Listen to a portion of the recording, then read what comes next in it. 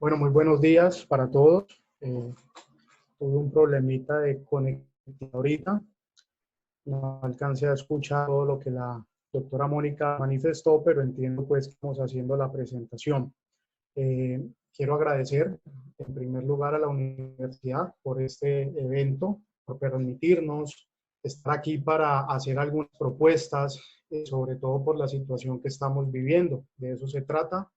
Mi nombre es Manuel Felipe Vela Giraldo, yo también soy profesor, docente en la Universidad de San Buenaventura, Cali, además de otras universidades, y también me desempeño eh, como árbitro secretario de tribunales, abogado litigante en la rama civil, comercial y de familia.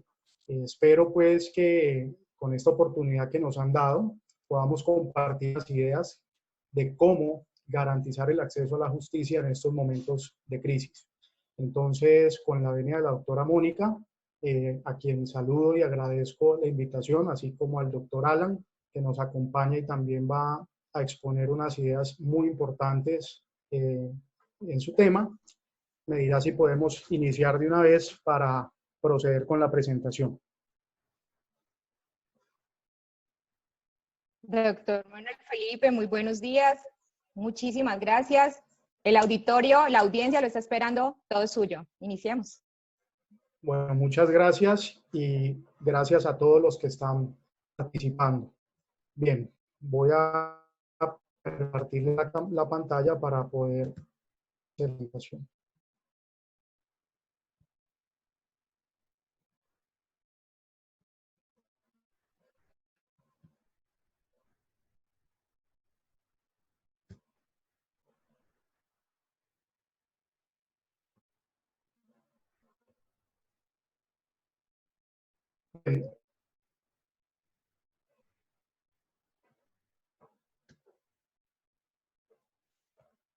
La presentación entonces se llama ¿Cómo garantizar el acceso a la justicia mientras se implementa y se pone en marcha la tecnología en los procesos civiles?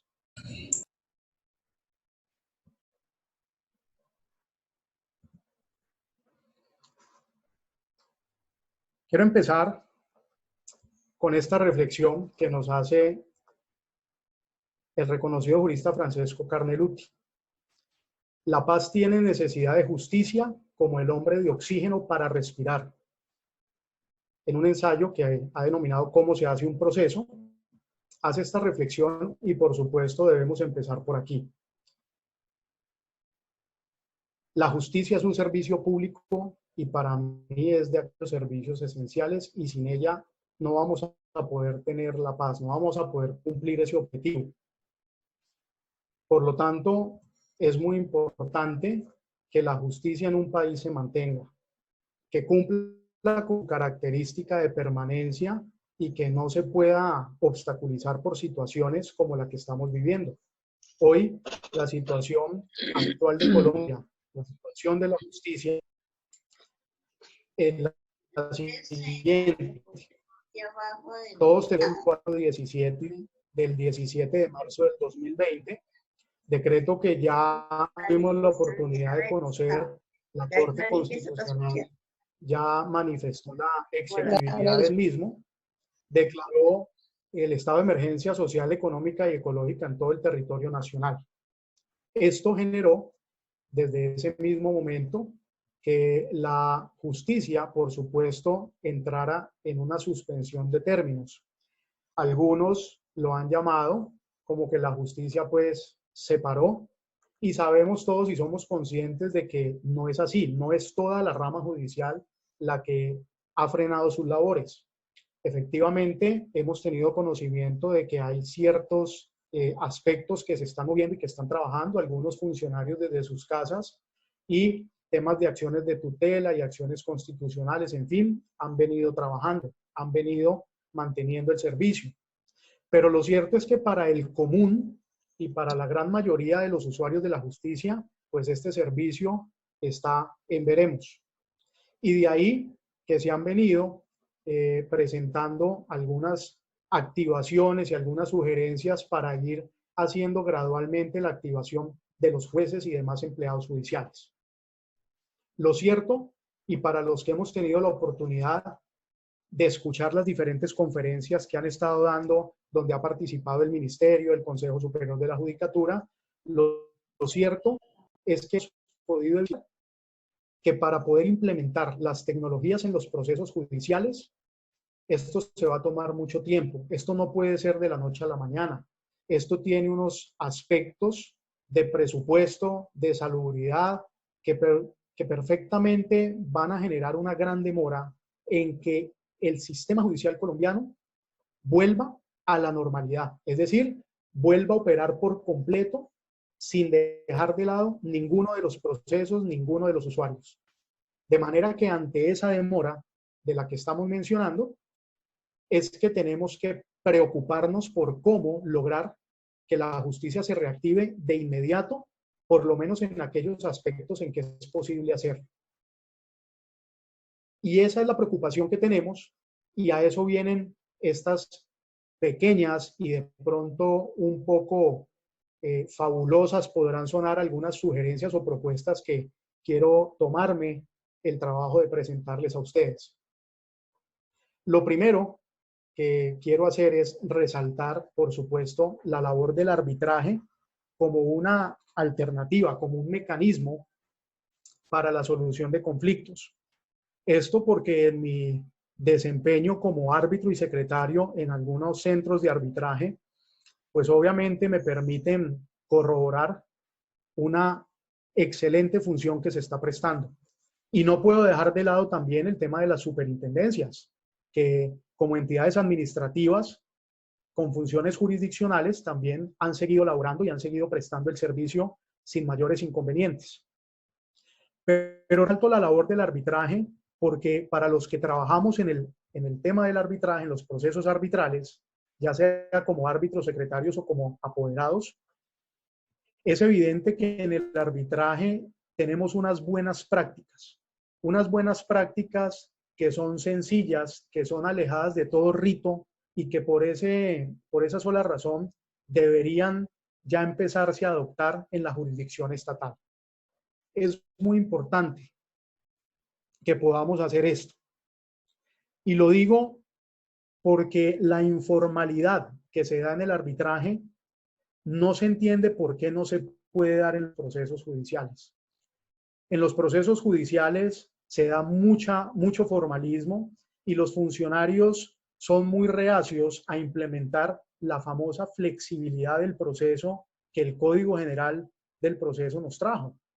De manera que llamo la atención para que empecemos a adoptar algunas muy buenas prácticas que nos da el arbitraje, de las cuales vamos a hablar. Por ejemplo,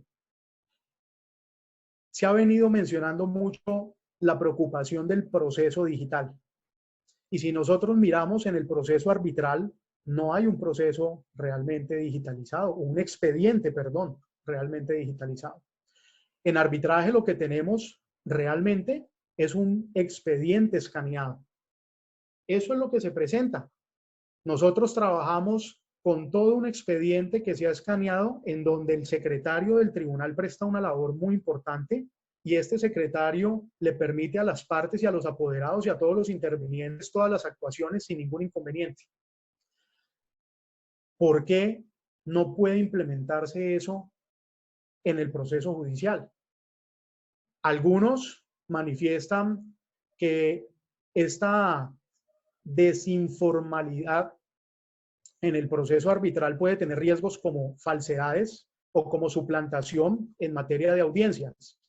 La verdad sea dicha, es que para los que hemos culminado procesos arbitrales en cualquiera de los roles, no hemos visto que de estos procesos se deriven actuaciones penales por investigaciones en falsedades y suplantación de personas. De manera que esa no es la generalidad. Y eso tiene que ver con el principio de la buena fe, es decir, en arbitraje se parte de ese principio y se le da una aplicación real. Y si esa es la forma en que tenemos que entender que la gente actúa, pues debemos permitirlo también de una manera real y con procesos judiciales.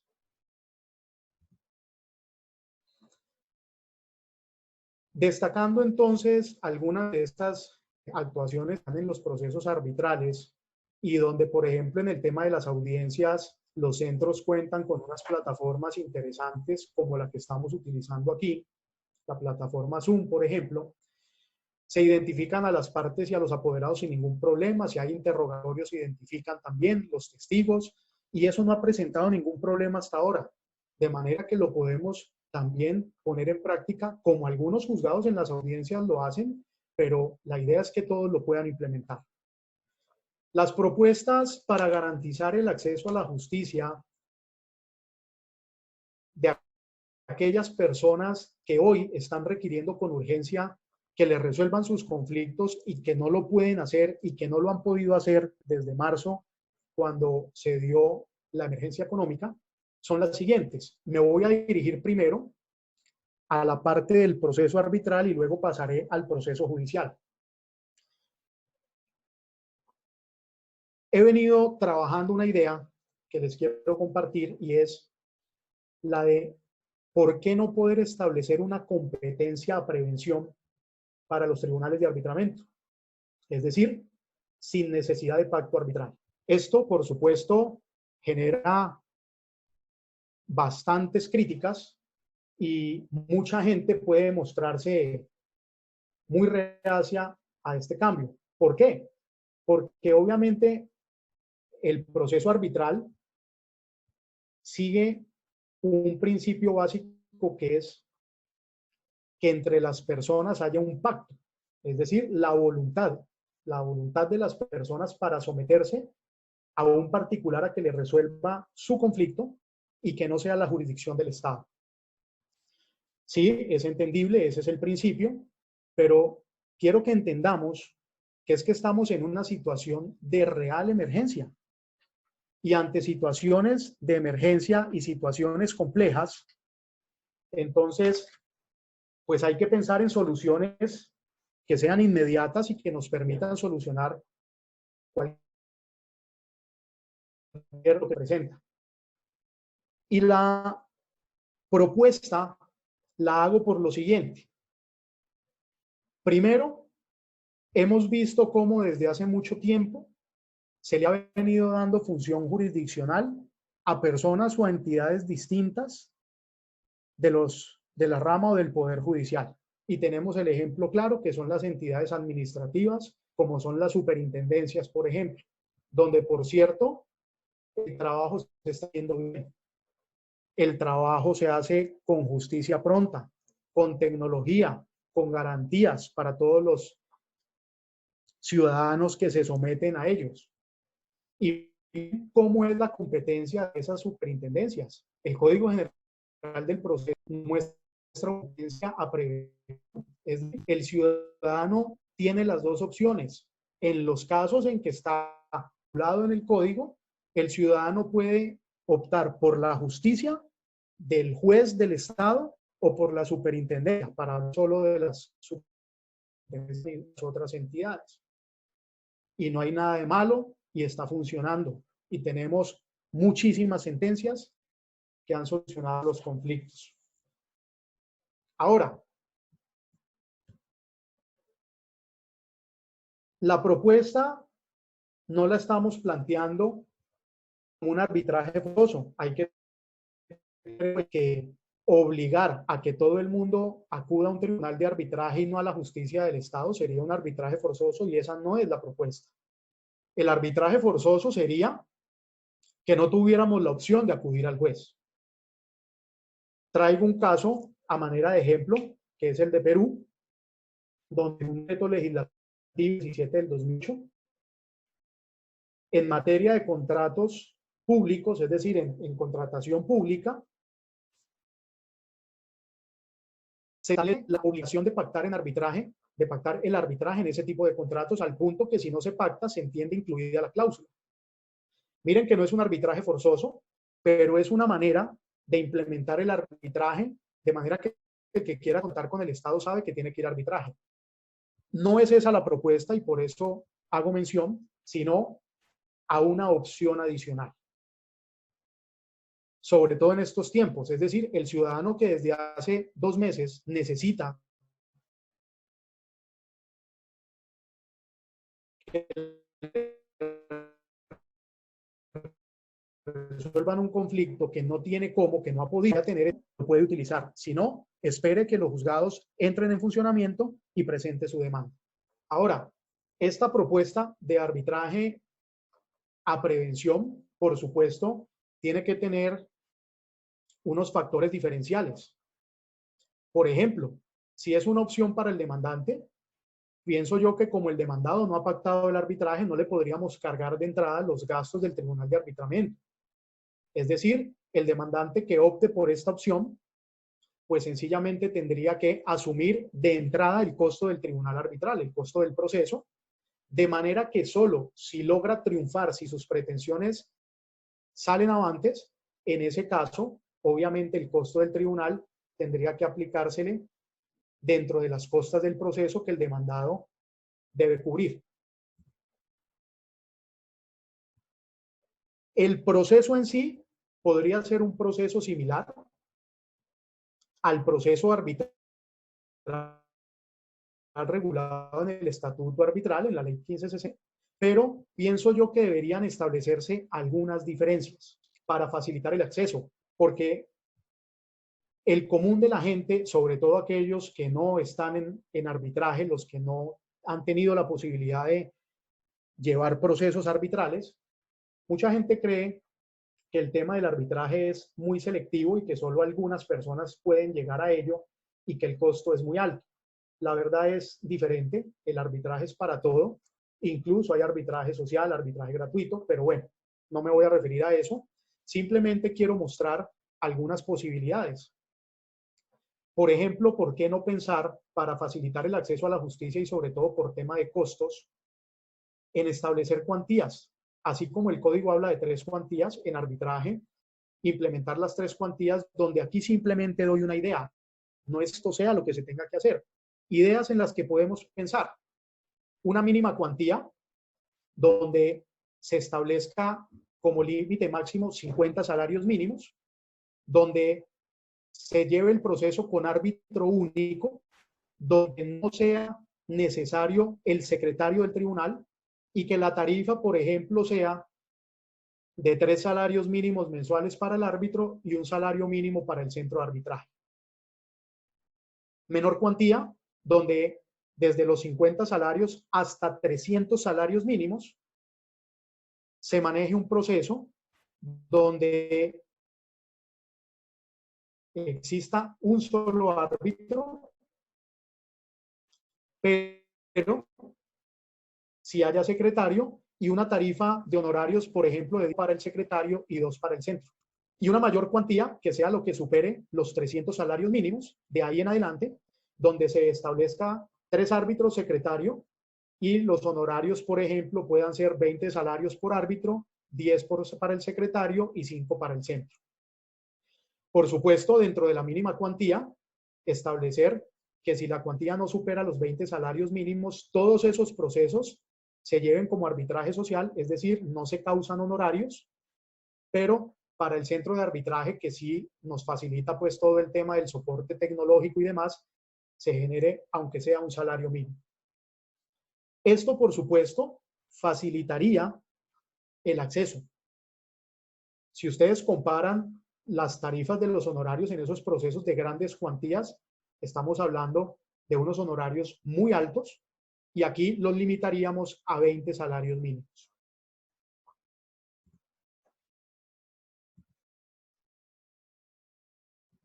El tema del pago de los gastos o de los honorarios del tribunal, obviamente, tendrían que exigírsele al demandante con la presentación de la demanda, de manera que eso sea un requisito para la integración del tribunal, de manera que el proceso se pueda desarrollar sin problema, sin pensar en que no se van a pagar los honorarios después, como ocurre normalmente en el proceso. Y por supuesto, si la demanda por alguna razón llegara a ser rechazada o se llegara a retirar, pues sencillamente hay que devolverle todo el dinero al demandante porque no se surtió el proceso. Pero si por virtud del proceso, es decir, el proceso inicia, ya hay admisión de demanda y por virtud de ese proceso arbitral hay un desistimiento, hay una transacción o conciliación, establecer entonces que se pueda causar solo la mitad de los honorarios toda vez que el tribunal arbitral tuvo actuación y muy seguramente esa actuación fue la que motivó que se terminara el proceso por una negociación entre ellos. Los ejemplos en los que se considera que podría adoptarse el arbitraje a prevención, estos procesos de responsabilidad civil extracontractual, responsabilidad civil contractual, resolución de controversias en trámites de insolvencia, convalidación de acuerdos privados en trámites de insolvencia, restitución de bienes a cualquier título, reivindicación de bienes, entregas del traente al adquirente, impugnación de actos de asamblea, rendición de cuentas, cancelación de los valores, entre otros. Y no hay un pacto a establecer para dar esa posibilidad a que todas las personas tengan acceso a la justicia inmediatamente. Por supuesto, esto tiene que ser pues mediante decreto, como se ha regulado, por ejemplo, los procesos de insolvencia, con esos trámites, digamos, express, esos trámites breves que se han establecido. Otra de las ideas, y tal vez esta es la que más discusión genera y la que más críticas pueden soportar, es la de una vez por todas acabar con la idea de que no es posible tramitar en arbitraje un proceso ejecutivo. Por supuesto, esa es otra de las propuestas. La de permitir que un proceso ejecutivo también pueda llevarse a arbitraje. Y no solo en arbitraje el ejecutivo, desde ya también propongo que se permita ante la superintendencia. Las superintendencias perfectamente también podrían llevar procesos ejecutivos. La discusión siempre se ha dado, es decir, los que no están de acuerdo con que se tramite un proceso ejecutivo, se sintetiza en dos aspectos, en dos motivos.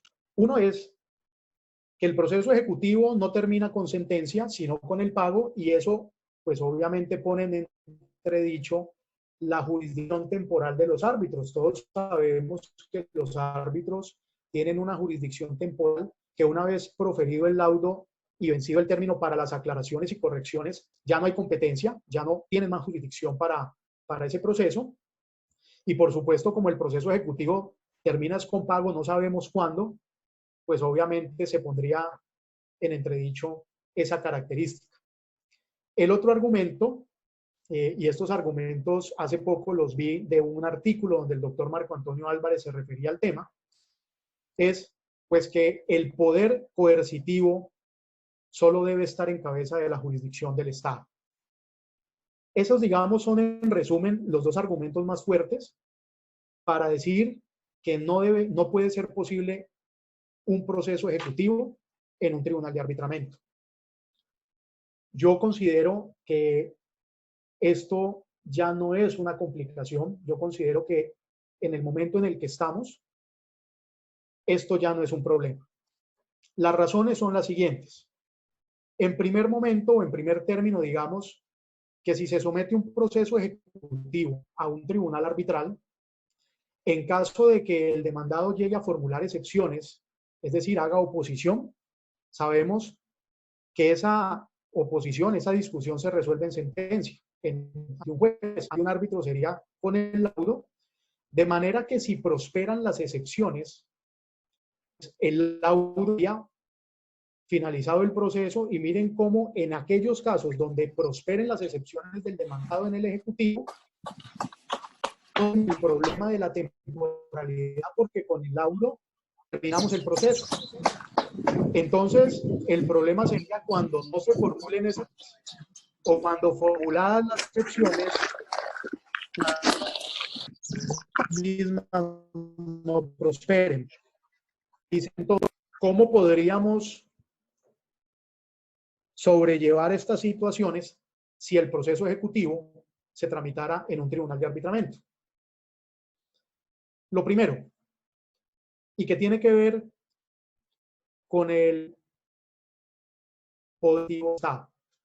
Uno de esos poderes se materializa, uno de ellos se materializa con las medidas cautelares.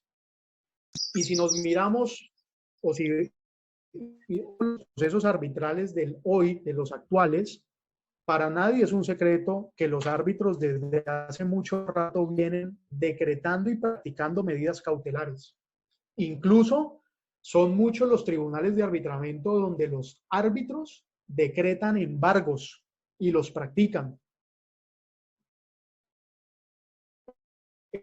Eso ya es conocido, eso no es un secreto, son tribunales donde se han practicado medidas de embargo. Y por supuesto, ¿por qué no podrían practicar secuestro? Nada impide que lo hagan. De manera que frente a ese punto no veo la diferencia de hacerlo ante un juez o ante un tribunal de arbitraje. Viene el otro problema, pero ¿qué hacemos con los terceros que se oponen a los secuestros? ¿Cómo obligarlos a ellos a que se adhieran al proceso arbitral? Y yo considero que ahí tampoco tendríamos problema, porque si hay una oposición de un tercero, pues haríamos o daríamos aplicación al artículo 596 que establece que cuando prospera la oposición de un tercero, el demandante puede insistir, si lo hace oportunamente, en llevar a remate el derecho de propiedad sin posesión. ¿Qué diferencia habría hacerlo aquí? No le veo ningún inconveniente a eso. Y por supuesto, el tema del poseedor se tendrá que resolver en un proceso aparte, ya ante la jurisdicción estatal, si es del caso. El otro punto es el del remate, que también tiene que ver con el poder coercitivo. Y frente a ese punto tampoco encuentro problema porque el parágrafo del artículo 554 del Código General del Proceso también nos dijo, desde el 2012, e incluso esto ya venía desde antes, la posibilidad de comisionar para que se haga el remate. Y entonces sabemos que se puede comisionar a centros de conciliación, a centros de arbitraje, a notarías y a martillos especializados en estos temas. Entonces, si se puede comisionar a este tipo de entidades, ¿por qué un tribunal arbitral no puede? Por supuesto que el proceso ejecutivo ante un tribunal de arbitraje implica que el trámite hay que rediseñarlo, es decir, el mismo proceso ejecutivo que tenemos hoy regulado en el Código General del Proceso no se puede llevar a cabo en un tribunal arbitral. Eso implica que tenemos que adoptar unas medidas que nos lo permitan, como por ejemplo limitar intervenciones de otros sujetos procesales, limitar la acumulación de demandas y procesos. Habría que pensar en eso, porque obviamente si no el proceso arbitral nos va a generar una complicación en materia de ejecutivo. No estoy diciendo que no se pueda, sino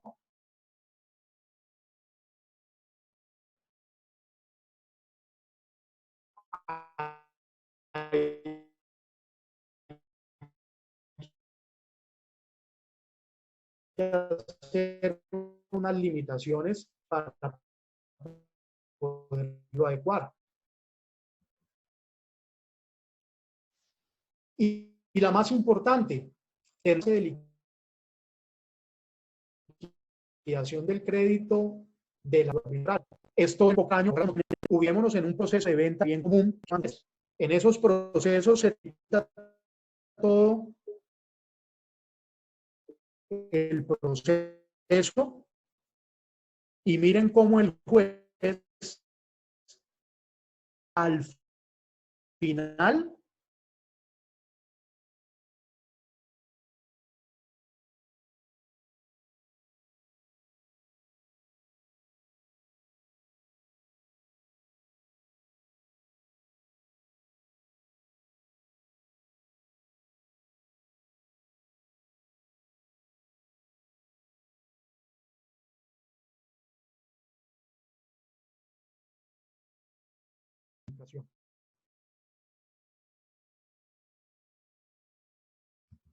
bien, creo que ahí ya volvimos nuevamente. Estaba diciendo que tenemos que integrar la fase de liquidación del crédito y las costas a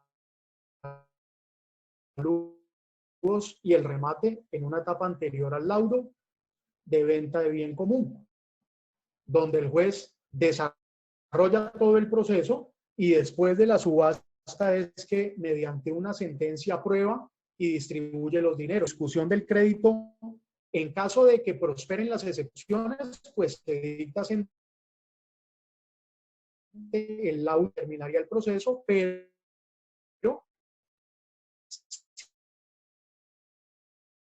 si no prosperan las excepciones o no hay defensa, entonces, como pasa donde se remate, y una vez hecho el remate, se profiere el laudo aprobándolo y distribuyendo los dineros.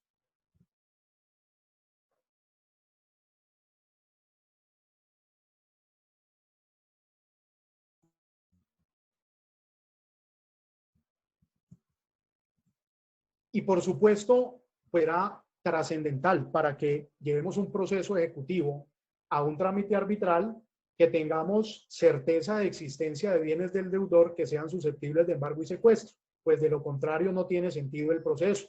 En la rama judicial vemos cómo hay miles de procesos ejecutivos que no han surtido ningún efecto y que están ahí dormidos simplemente porque las entidades financieras, pues obviamente tienen que mostrar resultado por el tema de sus de, de,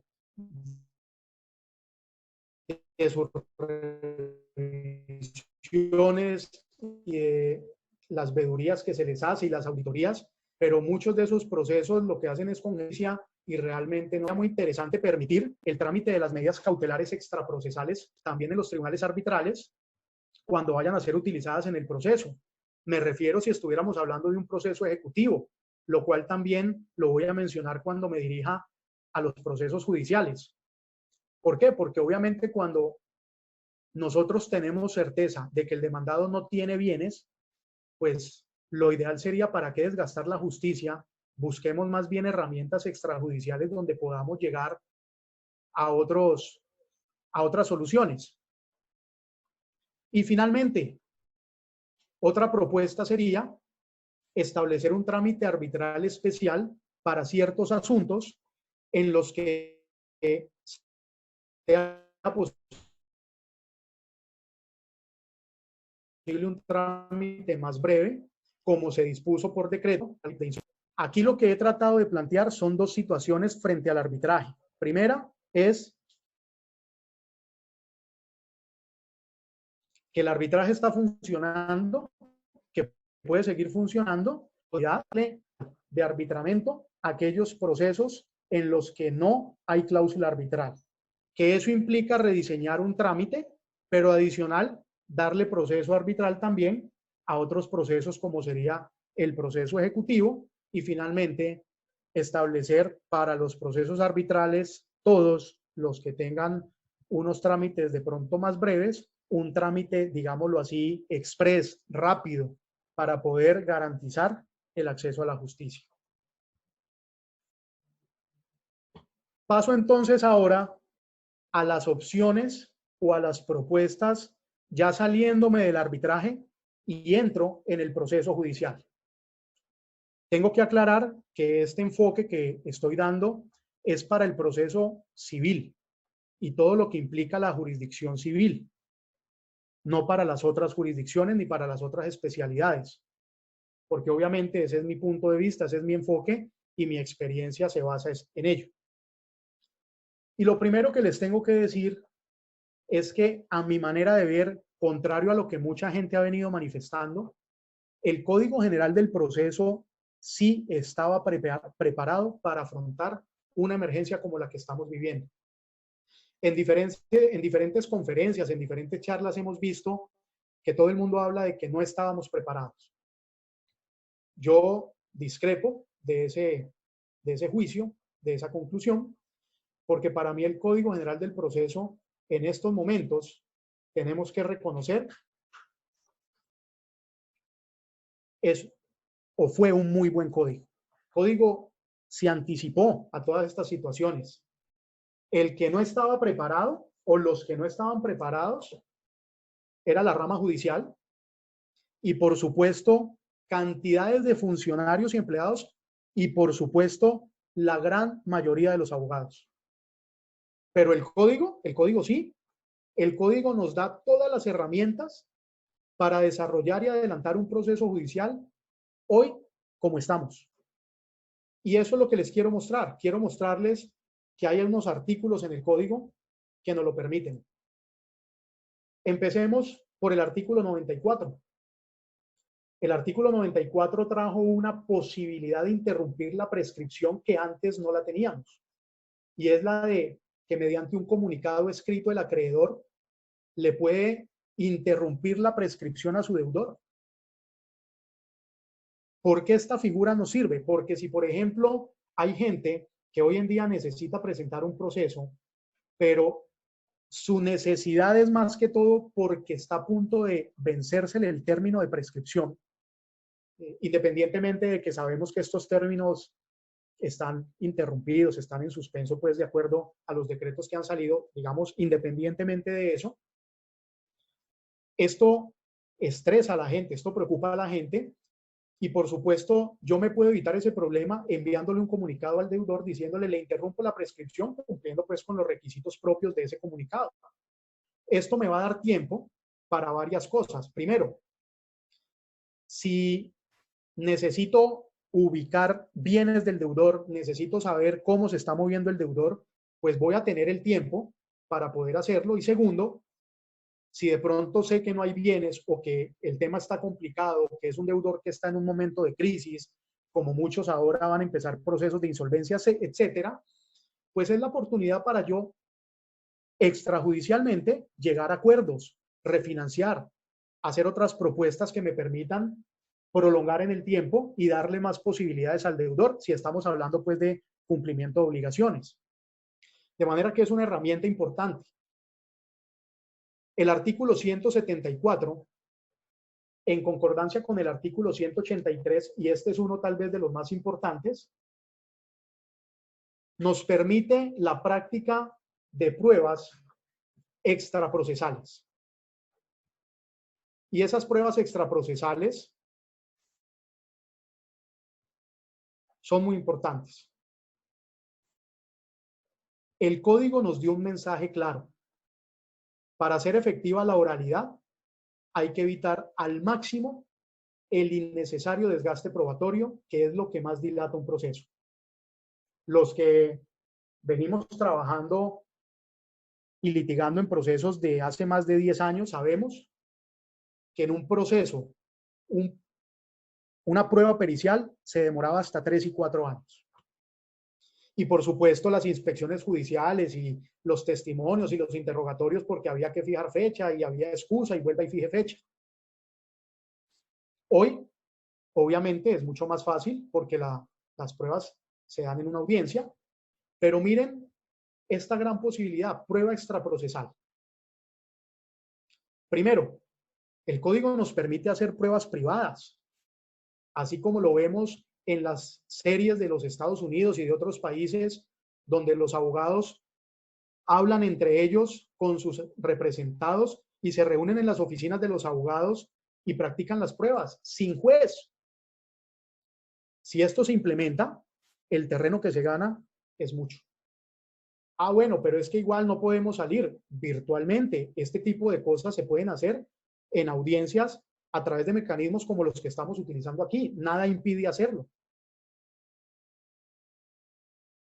La prueba extraprocesal, la prueba privada, las inspecciones judiciales, nos dice el código, usted vaya y tome fotos, vaya haga videos, vaya haga los registros, lo cual hoy en día también se puede hacer. Mucha gente presta servicios para tomar ese tipo de registros a través de drones, en fin, hay mucha facilidad. Ahora, esto también implica que, por supuesto, se apliquen todas las sanciones que también trae el código para aquellas personas que obstaculizan el desarrollo de este tipo de pruebas. Si las personas no se prestan, si las personas entorpecen, hay que sancionarlos. Los interrogatorios y los testimonios virtuales se hacen sin ningún problema, lo acabo de mencionar. Y en algunos juzgados lo hemos hecho. Cuando una persona no está en el país, no está en la ciudad, por virtualmente lo conectamos y hemos desarrollado eso sin ningún problema. De manera que extraprocesalmente lo podemos hacer. Si nosotros cumplimos con este tipo de mecanismos, como lo que estoy mencionando, las pruebas extraprocesales y las pruebas privadas, pues obviamente esto va a incentivar en gran proporción sentencias anticipadas, a lo que me voy a referir más adelante.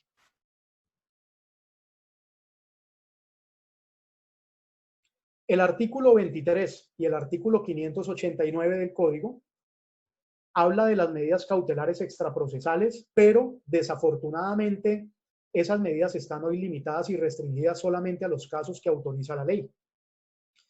Este sería el momento preciso, pues, para que ampliáramos esa posibilidad a muchos más procesos. Yo sigo sosteniendo, sobre todo para procesos ejecutivos o para procesos donde lo que se busca es una sentencia de condena, que permitamos medidas cautelares extraprocesales, que son sencillas. El embargo, la inscripción de la demanda no necesita sino la solicitud, y que el juez o que el árbitro, si le diéramos esa posibilidad, mediante un oficio se lo comunica a la oficina de registro y listo, aseguramos. Por supuesto, asegurando un embargo de bienes, vamos al proceso con la tranquilidad y la garantía de que la decisión final se va a hacer cumplir.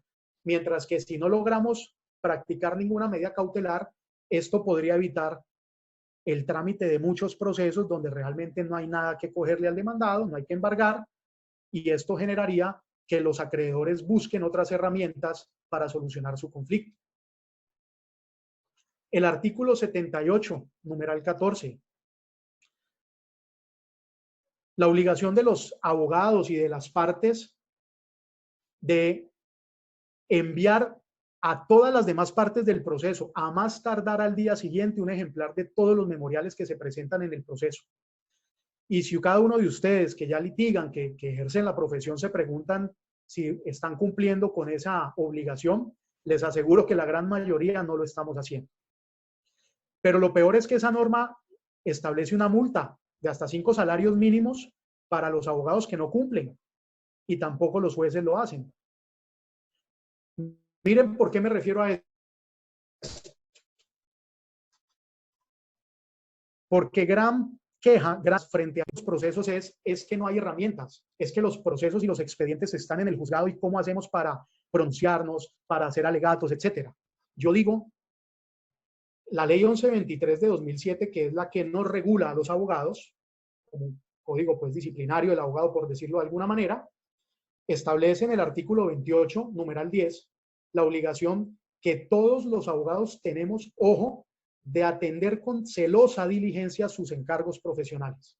Y para mí atender con celosa diligencia es que tenemos que prepararnos y tener todas las piezas procesales para poder darle una buena y adecuada defensa a nuestros clientes. Si nosotros no contamos con los expedientes, y cuando hablo de expedientes me refiero a las copias, porque hoy en día no podemos excusarnos.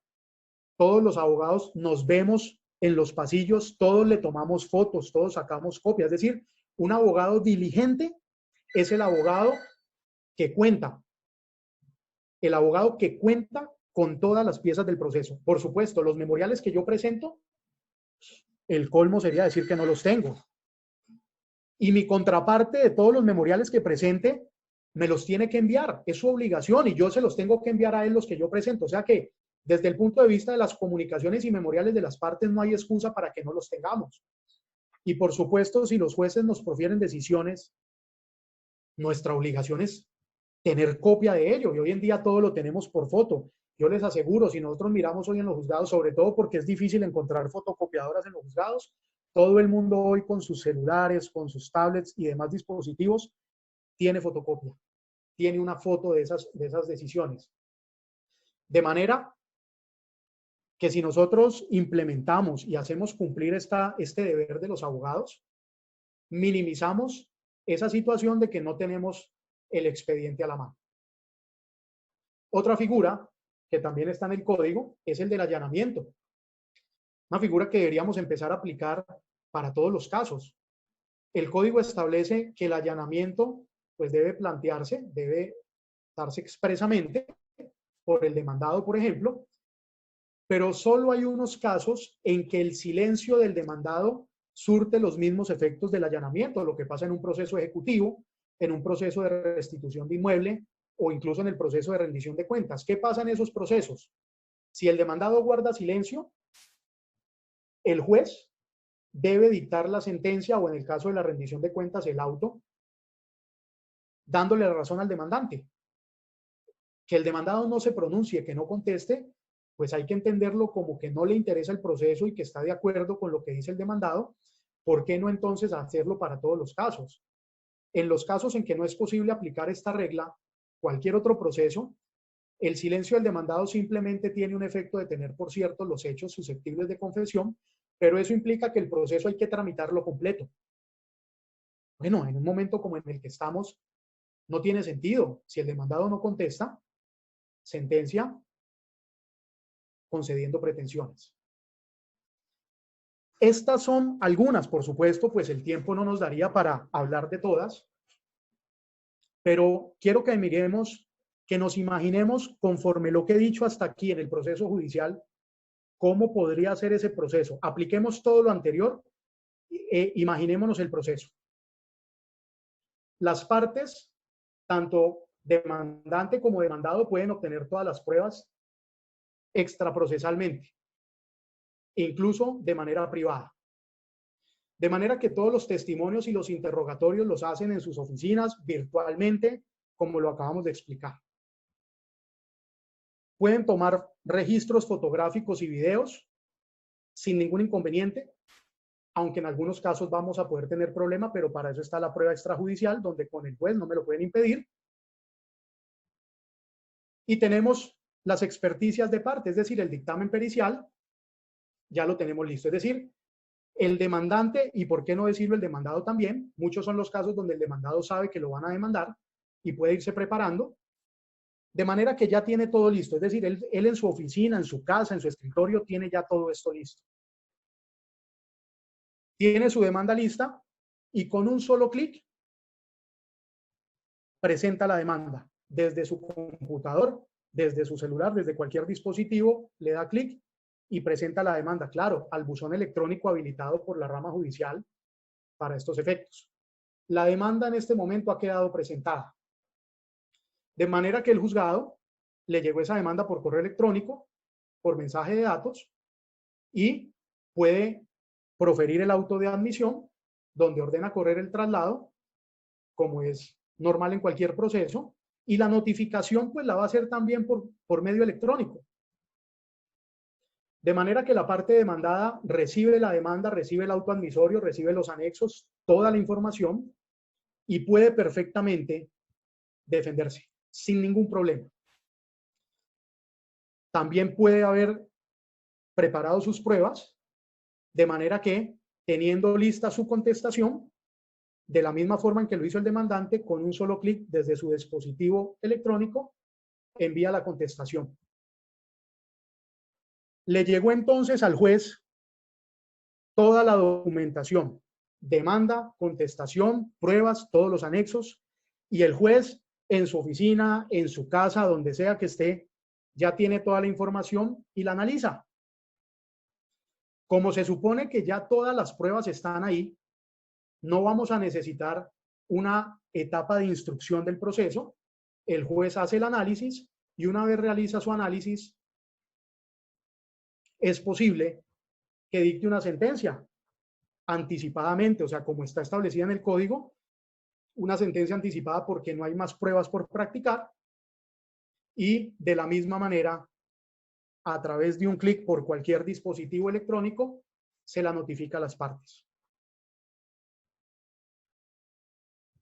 Por el contrario, si el juez, después de revisar toda la información que le reposa en su archivo electrónico, se da cuenta que no es suficiente, que efectivamente hace falta algo, alguna prueba, algún testimonio, algo le hace falta para poder llegar a la verdad y resolver de fondo, pues entonces, solo en ese caso, es que tendríamos que acudir al trámite de una audiencia.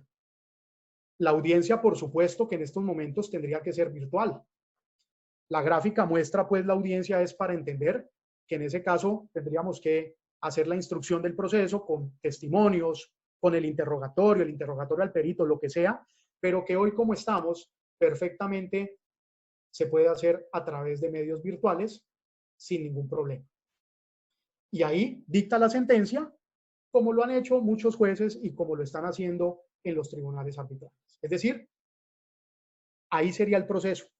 Miren, estas herramientas están hoy en el código. Eso quiere decir que gran parte de los procesos, porque pues obviamente todo no es perfecto, habrán algunos inconvenientes, pero muchos de los procesos que hoy están parados en los juzgados se podrían desarrollar de esta manera. Claro que hay casos donde el proceso exija una mayor complejidad, cuando hay que vincular a otras partes, cuando hay que vincular a terceros, si hacen reforma de demanda, demanda de reconvención. Es decir, por supuesto que habrán algunos casos donde tenemos que hacer algunos ajustes a esto para garantizar el acceso a la justicia, el derecho de defensa, el principio de contradicción y todo lo demás. Pero yo creo que esto es posible hacer.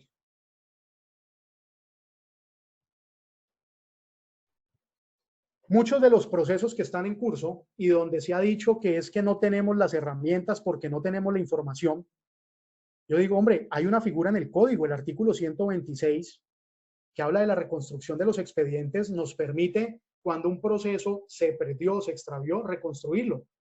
Y entonces, ¿por qué de manera analógica no podríamos aplicar esto? No para reconstruir el expediente, porque el expediente está en el juzgado, pero sí para darle a las partes y al juez las piezas procesales, es decir, el demandante es el interesado en adelantar el proceso y si él cuenta con toda la información, con todos los autos, con todos los memoriales, ¿por qué no compartírselos a la contraparte y al juez para que todos tengamos la misma información y podamos adelantar el proceso?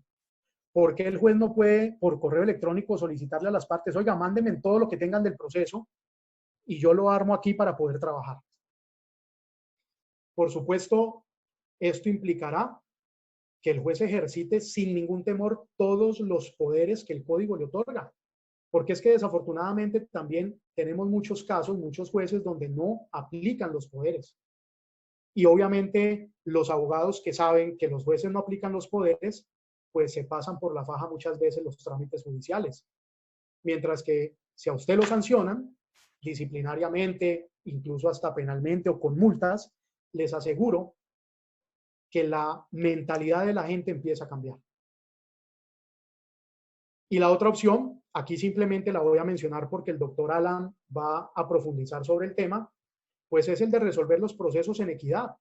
Es que eso está, eso existe en el artículo 43, el numeral primero le da ese poder al juez, claro, cuando las partes lo solicitan y se trata de derechos de los que se puede disponer. Pero muchos procesos el juez, esto no lo hacen los jueces, el juez podría pedirle a las partes, oigan, vengan, ustedes quieren que yo les resuelva esto en equidad. Yo creería que mucha gente estaría de acuerdo. Y sobre todo en estos tiempos de emergencia económica donde creo yo que hay que acudir a ese criterio. Sentencia anticipada. El artículo 278 lo regula, lo permite, trae las tres posibilidades, los tres eventos en que eso es posible, cuando las partes o sus apoderados de común acuerdo lo solicitan, ya sea por iniciativa propia del juez o por de las partes o por sugerencia del juez, cuando no hay pruebas por practicar y cuando se encuentren probadas las excepciones de cosa juzgada, transacción, caducidad, prescripción extintiva y falta de legitimación en la causa. De manera que también sabemos que muchos procesos que se dan en los juzgados no requieren una instrucción de pruebas porque muchas veces las pruebas no llevan a nada. Hay pruebas que son superfluas, hay impertinentes, inconducentes, y eso lo puede evidenciar un juez. Cuando el juez revisa juiciosamente el expediente y se da cuenta de esto, pues profiere sentencia anticipada, o perfectamente podría también preguntarle a las partes en estos momentos a través de un correo electrónico, miren, vamos a dictar sentencia anticipada. No me voy a meter en este momento en la discusión que se ha generado de, sí, pero y los alegatos, que yo creo que ese es motivo de discusión en otra charla, pero se puede hacer.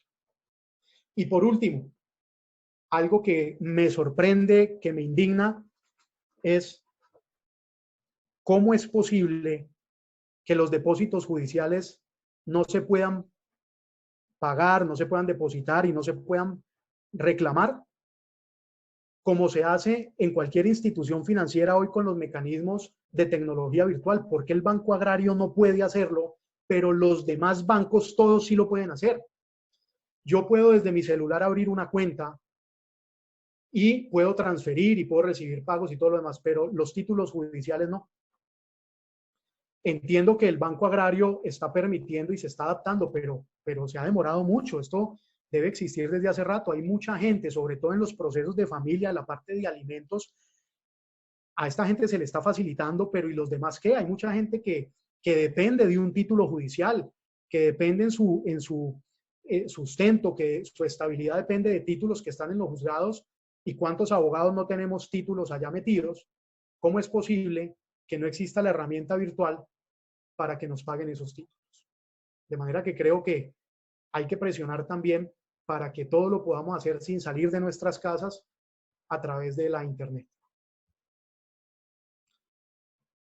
Estas son, digamos, las ideas, las propuestas que he traído hoy, sin perjuicio, por supuesto, y es la tarea que me estoy poniendo de ampliar el tema y de irme enfocando en otros aspectos, como entrar a especificar cómo manejar esas herramientas que he mencionado. Por supuesto, a riesgo de muchas críticas que ustedes pueden estar pensando por las propuestas fabulosas que he hecho, sobre todo en el tema arbitral.